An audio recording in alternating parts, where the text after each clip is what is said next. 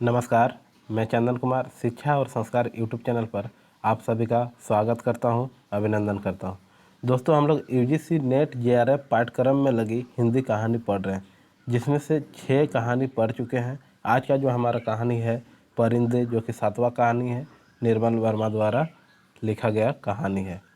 तो वीडियो में अंत तक बने रहेंगे। निर्मल वर्मा द्वारा लिखित परिंदे कहानी को हम लोग विस्तारपूर्वक अध्ययन करेंगे। अगर आप यूजीसी नेट जेआरएफ की तैयारी कर रहे हैं और आपका विषय हिंदी है तो ये वीडियो आपके लिए बहुत ही महत्वपूर्ण होने वाली है। साथ ही साथ टीजीटी पीजीटी की तैयारी कर रहे हैं तो फिर भी आप हमारे चैनल में जुड़े रहेंगे, आपको बहुत ही लाभ होगी।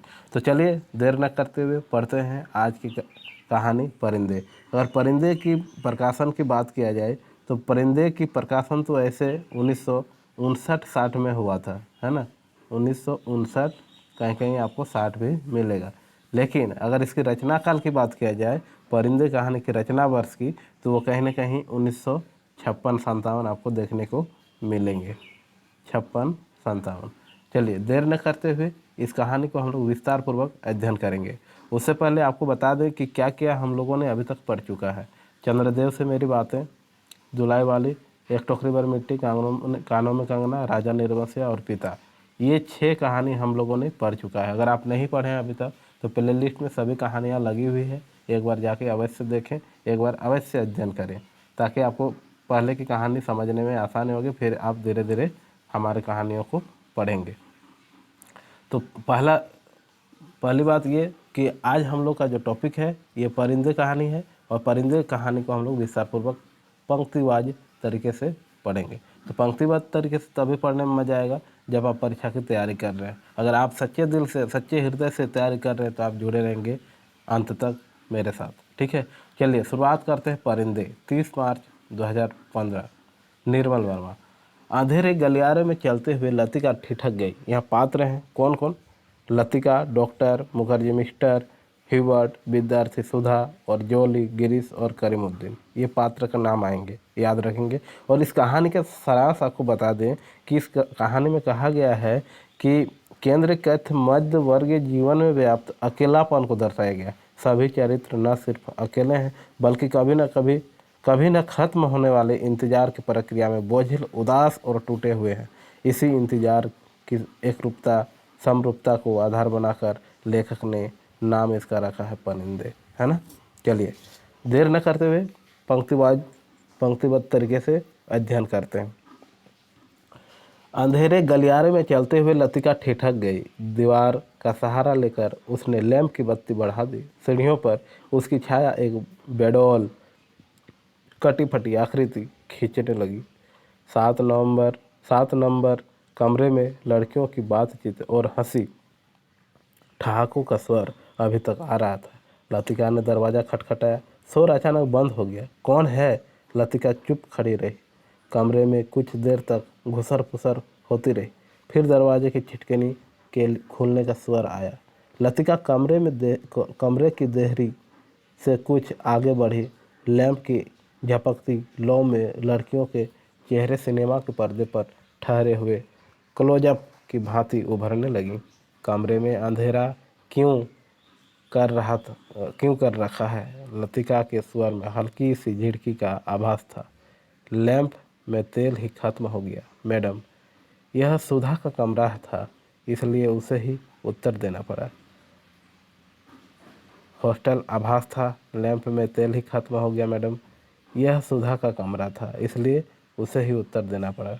हॉस्टल में शायद वह सबसे अधिक लोकप्रिय थी, क्योंकि सदा छुट्टी के समय या रात को डिनर के बाद आसपास के कमरों में रहने वाली लड़कियां का जमघट उसी के कमरे में लग जाता था।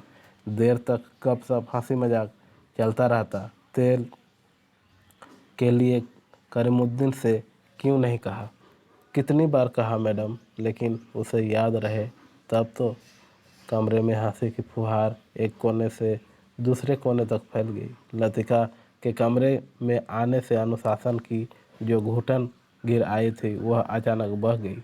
करीमुद्दीन हॉस्टल का नौकर था। उसके आलस और काम में टाल मटोल करने के किस्से हॉस्टल की लड़कियों में पीढ़ी दर पीढ़ी चले आते थे। लतिका को हठात कुछ स्मरण हो आया। अंधेरे में लैंप घुमाते हुए चारों ओर निगाहें दौड़ाई। कमरे में चारों ओर घेरा बनाकर वह बैठी थी।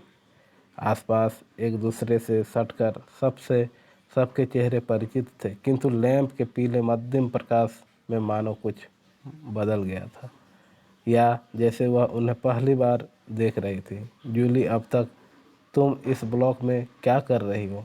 जूली खिड़की के पास पलंग के सिहराने बैठी थी। उसने चुपचाप आंखें नीची कर ली। लैंप का प्रकाश चारों ओर से सिमट कर अब केवल उसके चेहरे पर गिर रहा था। नाइट रजिस्टर पर दस्तखत कर दिए। हाँ मैडम। फिर लतिका का स्वर कड़ा हो गया। जूली सकुचाकर खिड़की से बाहर देखने लगी। जब से लतिका इस स्कूल में आई है, उसने अनुभव किया है कि हॉस्टल के इस नियम का पालन डांट फटकार के बावजूद नहीं होता। मैडम, कल से छुट्टियां शुरू हो जाएंगी, इसलिए आज रात हम सब ने मिलकर और सुधा पूरी बात न कहकर हेमंती की ओर देखते हुए मुस्कुराने लगी। है ना, हेमंती के गाने का प्रोग्राम है, आप भी कुछ देर बैठिए ना। लतिका को उलझन मालूम हुई। इस समय यहाँ आकर उसने इनके मज़े को किरकिरा कर दिया। इस छोटे से हिल स्टेशन पर रहते उसे खासा अरसा हो गया, लेकिन कब समय पतझड़ और गर्मियों का घेरा पार कर सर्दी की छुट्टियाँ की गोद में सिमट जाता है, कभी याद नहीं रहता। चोरों की तरह चुपचाप वह देहरी से बाहर को गई। उसके चेहरे का तनाव ढीला पड़ गया। वो मुस्कुराने लगी। मेरे संग स्नोफॉल देखने कोई नहीं ठहरेगा। मैडम, छुट्टियों में क्या आप घर नहीं जा रही? सब लड़कियों की आंखें उस पर जम गई। अभी कुछ पक्का नहीं है। I love you the snowfall. Latika को लगा कि यही बात उसने पिछले साल भी कही थी, और शायद पिछले से पिछले साल भी। उसे लगा मानो लड़कियां उसे संदेह की दृष्टि से देख रही है, मानो उन्होंने उसकी बात पर विश्वास नहीं किया। उसका सिर चकराने लगा, मानो बादलों का सियाह झुरमुट किसी अनजाने कोने से उठकर उसे अपने में डुबा लेगा। वह थोड़ा सा हंसा, फिर धीरे से उसने सर को झटक दिया। जूली, तुमने कुछ काम किया है? जूली, तुमसे कुछ काम है। उन्होंने कहा कि जूली, तुमसे कुछ काम है। अपने ब्लॉक में जाने से पहले मुझे मिल लेना। Well, good night. लतिका ने अपने पीछे दरवाजे बंद कर दिया। Good night madam. Good night. गलियारे की सीढ़ियाँ न उतरकर लतिका रेलिंग के सहारे खड़ी हो गई। लैंप की बत्ती को नीचे घुमाकर कोने में रख दिया। बाहर धुंध की नीली तहें बहुत घनी हो चली थी। लॉन पर लगे हुए चीड़ के पत्तों की सरसराहट हवा के झोंकों के संग कभी तेज कभी धीमी होकर भीतर बह आती थी। हवा में सर्दी का हल्का सा आभास पाकर लतिका के दिमाग में कल से शुरू होने वाली छुट्टियों का ध्यान भटक आया। उसने आंखें मूंद ली। उसे लगा कि जैसे उसकी टांगें बांस की लकड़ियों की तरह उसके शरीर से बंधी है, जिसकी गांठें धीरे धीरे खुलती जा रही है। सिर की चकराहट अभी मिटी नहीं थी, मगर अब जैसे वह भीतर न होकर बाहर फैली हुई धुंध का हिस्सा बन गई थी। सीढ़ियों पर बातचीत का स्वर सुनकर लतिका जैसे सोते से जगी। शॉल को कंधों पर समेटा और लैंप उठा लिया। डॉक्टर मुखर्जी मिस्टर ह्यूबर्ट के संग एक अंग्रेजी धुन गुनगुनाते हुए ऊपर आ रहे थे। सीढ़ियों पर अंधेरा था और ह्यूबर्ट को बार बार अपनी छड़ी से रास्ता टटोलना पड़ता था। लतिका ने 2-4 सीढ़ियाँ उतरकर लैंप को नीचे झुका दिया। Good evening doctor. Good evening mister Hubert. Thank you miss Latika. Hubert के स्वर में कृतज्ञता का भाव था। सीढ़ियाँ चढ़ने से उनकी सांस तेज हो रही थी और वह दीवार से लगे हुए हाँफ रहे थे। लैंप की रोशनी में उनके चेहरे का पीलापन कुछ तांबे के रंग जैसा हो गया था। यहाँ अकेली क्या कर रही हो मिस लतिका? डॉक्टर ने होठों के भीतर से सीटी बजाई। चेकिंग करके लौट रही थी। आज इस वक्त ऊपर कैसे आना हुआ मिस्टर ह्यूवर्ट? ह्यूवर्ट ने मुस्कुराकर अपनी छड़ी डॉक्टर के कंधों से छुला दी। इनसे पूछो, ये मुझे ज़बरदस्ती घसीट लाए हैं। मिस लतिका, हम आपको निमंत्रण देने आ रहे थे। आज रात मेरे कमरे में एक छोटा सा कंसर्ट होगा जिसमें मिस्टर ह्यूबर्ट सोपा और चायकोस्की के कॉम्पोजिशन बजाएंगे और फिर क्रीम कॉफ़ी पी जाएगी और उसके बाद अगर समय रहा तो पिछले साल हमने जो गुनाह किए हैं उन्हें हम सब मिलकर कॉन्फ्रेंस करेंगे।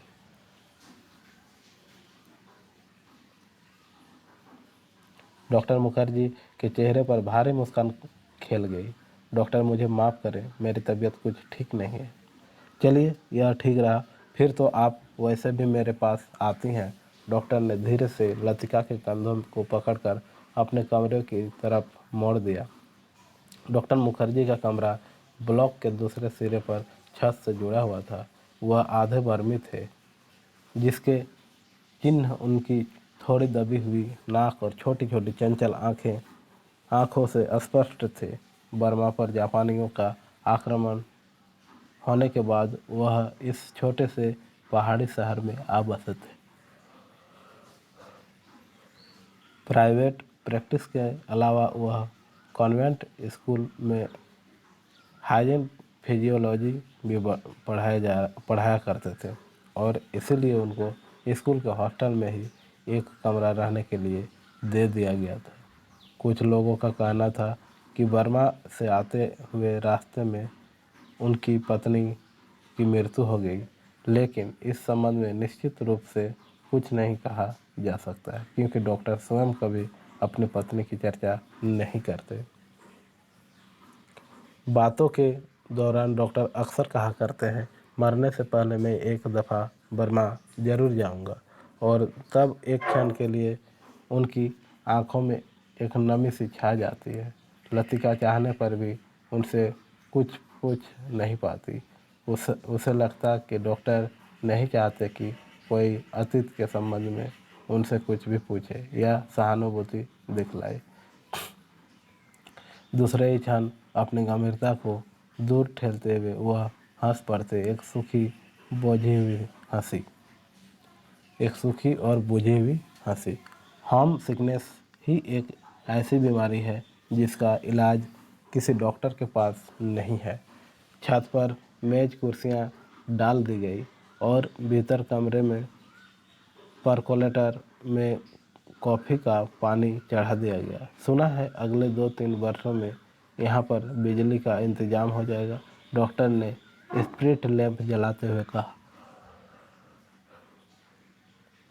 यह बात तो पिछले 10 सालों से सुनने में आ रही है। अंग्रेजों ने भी कोई लंबी चौड़ी स्कीम बनाई थी, पता नहीं उसका क्या हुआ।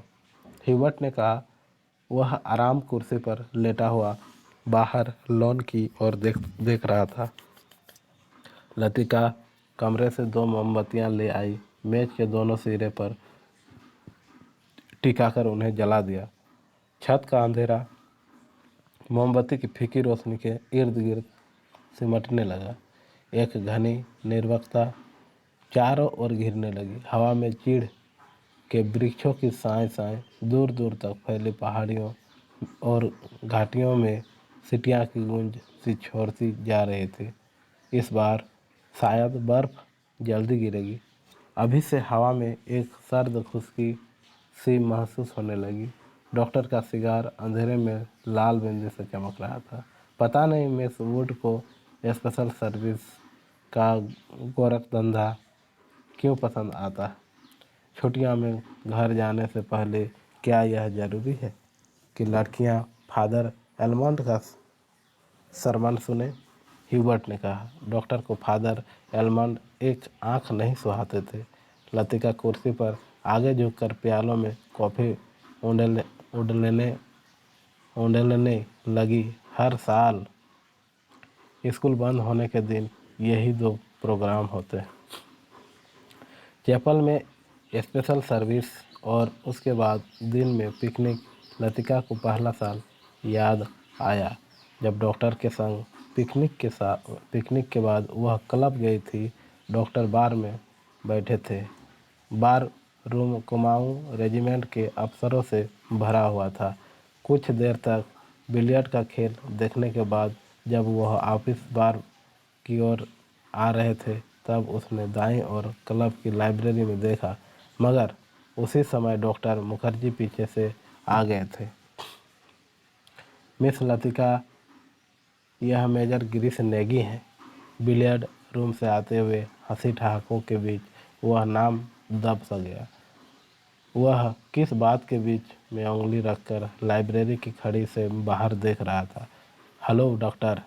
वह पीछे मुड़ा तब उस क्षण न जाने क्यों लतिका का हाथ कांप गया और कॉफ़ी की कुछ गर्म बूंदें उसके साड़ी पर छलक आई। अंधेरे में किसी ने नहीं देखा कि लतिका के चेहरे पर एक उनिंदा रितापन घिर आया है। हवा के झोंके से मोमबत्तियों की लौ फड़कने लगी। छत से भी ऊंची काठगोदाम जाने वाली सड़क पर यूपी रोडवेज की आखिरी बस डाक लेकर जा रही थी। बस की हेडलाइट्स में आसपास फैली हुई झाड़ियों की छायाएं घर के दीवार पर सरकती हुई गायब होने लगी। मिस लतिका, आप इस साल भी छुट्टियों में यहीं रहेंगे? डॉक्टर ने पूछा।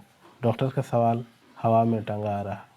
उसी क्षण पियानो पर सौंपा का नॉक्टर्न ह्यूबर्ट की उंगलियों के नीचे से फिसलता हुआ धीरे धीरे छत के अंधेरे में घुलने लगा। मानो जल पर कोमल स्वप्निल उर्मियाँ भंवरों की झिलमिलाता जाल बुनती हुई दूर दूर किनारों तक फैलती जा रही थी। लतिका को लगा कि जैसे कहीं बहुत दूर बर्फ की चोटियों से परिंदों के झुंड नीचे अनजान देशों की ओर उड़े जा रहे हैं। इन दिनों अक्सर उसने अपने कमरे में खिड़की से उन्हें देखा है। धागे में बंधे चमकीले लट्टुओं की तरह एक लंबी टेढ़ी मेढ़ी कतार में उड़े जाते हैं। पहाड़ों की सुनसान नीरवता से अपने उन विचित्र शहरों की ओर जहाँ शायद वह कभी नहीं जाएगी। लतिका आर्म चेयर पर ऊँघने लगी। डॉक्टर मुखर्जी का सिगार अंधेरे में चुपचाप जल रहा था। डॉक्टर को आश्चर्य हुआ कि लतिका न जाने क्या सोच रही है, और लतिका सोच रही थी कि क्या वह बूढ़ी होती जा रही है। उसने सामने स्कूल की प्रिंसिपल मिस वुड का चेहरा घूम गया। पोपला मुंह, आँखों के नीचे झूलती हुई मांस की थैलियाँ, जरा जरा सी बात पर चिढ़ जाना, कर्कश आवाज़ में चीखना, सब उसे ओल्ड मेड कहकर पुकारते हैं। कुछ वर्षों बाद वह भी हूबहू वैसी ही बन जाएगी। लतिका के समूचे शरीर में झुरझुरी सी दौड़ गई, मानो अनजाने में उसने किसी गलीज वस्तुओं को छू लिया हो। उसे याद आया कि कुछ महीनों पहले अचानक उसे ह्यूबर्ट का प्रेम पत्र मिला था। भाव की याचना से भरा हुआ पत्र जिसमें उसने न जाने क्या कुछ लिखा था जो कभी उसकी समझ में नहीं आया। उसे ह्यूबर्ट की इस बचकाना हरकत पर हंसी आई थी, किंतु भीतर ही भीतर प्रसन्नता भी हुई थी। उसकी उम्र अभी बीती नहीं है, अब भी वह दूसरों को अपनी ओर आकर्षित कर सकती है। ह्यूबर्ट का पत्र पढ़कर उसे क्रोध नहीं आया, आई थी केवल ममता। वह चाहती तो उसके गलतफहमी को दूर करने में देर नहीं लगती, किंतु कोई शक्ति उसे रोके रहती है। उसके कारण अपने पर विश्वास रहता है। अपने सुख का भ्रम मानो ह्यूबर्ट की गलतफहमी से जुड़ा हुआ है। ह्यूबर्ट ही क्यों, वह क्या किसी को चाह सकेगी? उस अनुभूति के संग जो अब नहीं रही, जो छाया सी उसी पर मंडराती रहती, न स्वयं मिटती है न उसे मुक्ति दे पाती है। उसे लगा जैसे बादलों का झुरमुट फिर उसके मस्तिष्क पर धीरे धीरे छाने लगा है। उसकी टांगें फिर निर्जीव शिथिल सी हो गई है। वह झटके से उठ खड़ी हुई है। डॉक्टर, माफ़ करना, मुझे बहुत थकान से लग रही है। बिना वाक्य पूरा किए ही वह चल गई। कुछ देर तक टेरेस पर निस्तब्धता छाई रही। मोमबत्तियां बुझने लगी। डॉक्टर मुखर्जी के ने सिगार का नया कस लिया। सब लड़कियां एक जैसी होती हैं, बेवकूफ़ और सेंटिमेंटला। हिबर्ट की ओर उंगलियां का दबाव पियानो पर ढीला पड़ता गया। अंतिम सुरों की झिझकी सी गूंज कुछ क्षणों तक हवा में तैरती रही।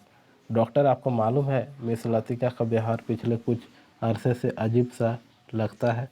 ह्यूबर्ट के स्वर में लापरवाही का भाव था। वह नहीं चाहता था कि डॉक्टर को लतिका के प्रति उसकी भावनाओं का आभास मात्र भी मिल सके। जिस कोमल अनुभूति को वह इतने समय से संजोता आया है, डॉक्टर उसे हंसी के एक ठहाके में उपहासास्पद बना देगा। क्या तुम नियति में विश्वास करते हो? ह्यूबर्ट, डॉक्टर ने कहा। ह्यूबर्ट दम रोके प्रतीक्षा करता रहा। वह जानता था कि कोई भी बात कहने से पहले डॉक्टर को फिलॉसफाइज करने की आदत थी। डॉक्टर टेरेस के जंगले से सटकर खड़ा हो गया। फीकी सी चांद में चीड़ के पेड़ों की छायाएं लॉन पर गिरी रहती थी। कभी कभी कोई जुगनू अंधेरे में हरा प्रकाश छिड़कता हवा में गायब हो जाता था। मैं कभी कभी सोचता हूँ, इंसान जिंदा किस लिए रहता है? क्या उसे कोई और बेहतर काम करने को नहीं मिला? हजारों मील आपके अपने मुल्क से दूर मैं यहाँ पड़ा हूँ। यहाँ कौन मुझे जानता है? यहीं शायद मर भी जाऊँगा। ह्यूबर्ट, क्या तुमने कभी महसूस किया है कि एक अजनबी की हैसियत से पराई ज़मीन पर मर जाना काफ़ी खौफनाक बात है? ह्यूबर्ट विस्मित सा डॉक्टर को देखने लगा। उसने पहली बार डॉक्टर मुखर्जी के मुखर्जी के इस पहलू को देखा था। वो अपने संबंध में वह अक्सर चुप रहते थे। कोई पीछे नहीं है। यह बात मुझ में एक अजीब किस्म की बेफिक्री पैदा कर देती है। लेकिन कुछ लोगों की मौत अंत तक पहेली बनी रहती है। शायद वे ज़िंदगी से बहुत उम्मीद लगते थे। उसे ट्रेजिक भी नहीं कहा जा सकता, क्योंकि आखिरी दम तक उन्हें मरने का एहसास नहीं होता। डॉक्टर, आप किसका जिक्र कर रहे हैं? ह्यूबर्ट ने परेशान होकर पूछा। डॉक्टर कुछ देर तक चुपचाप सिगार पीता रहा। मुझे फिर मुड़कर वह मोमबत्तियों की बुझती हुई लौ की ओर देखने लगा। तुम्हें मालूम है, किसी समय लतिका बिला नागा क्लब जाया करती थी। गिरीश नेगी से उसका परिचय वहीं हुआ था। कश्मीर जाने से एक रात पहले उसने मुझे सब कुछ बता दिया था। मैं अब तक लतिका से उस मुलाकात के बारे में कुछ नहीं कह सकता हूँ, किंतु उस रात कौन जानता था कि वह वापस नहीं लौटेगा। और अब क्या फ़र्क पड़ता है? लेफ्ट द डेडा हाय डॉक्टर की सूखी सर्द हंसी में खोखली सी शून्यता भरी है ना।